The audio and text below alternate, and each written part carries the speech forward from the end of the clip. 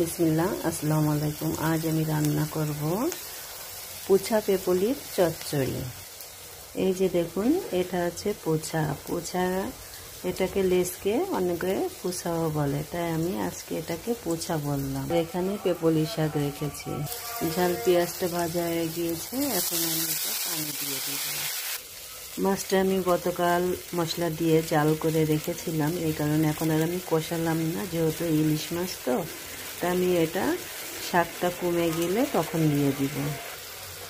ঝোলের পানিতে বলক এসে গিয়েছে, এখন আমি শাকগুলো দিয়ে দিব।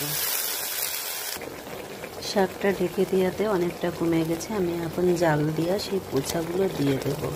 পোচা বলছি বলে আপনারা কেউ খারাপ ভেবেন না, কারণ পোচাটা আছে গ্রাম বাংলার আগেকার মুরব্বীদের ভাষা, তাই সেই ভাষাটা আমিও একটু এখানে ব্যবহার করলাম। পোচা মানে হচ্ছে লেজ মাছের, ঠিক আছে? আপনারা খারাপ কোনো কিছু মনে করবেন না।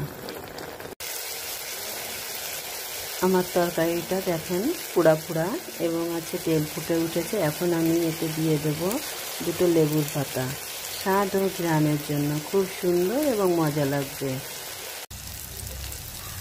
আমার ইলিশ পোচা পেপলির পুরপুরিটা হয়ে গিয়েছে, এখন আমি এটা নামিয়ে পরিবেশন করব। দেখেন লাল লাল পুড়া পুড়া হয়ে গেছে। এটা খেতেও খুব সুন্দর এবং ঘ্রাণ হবে, স্বাদ হবে।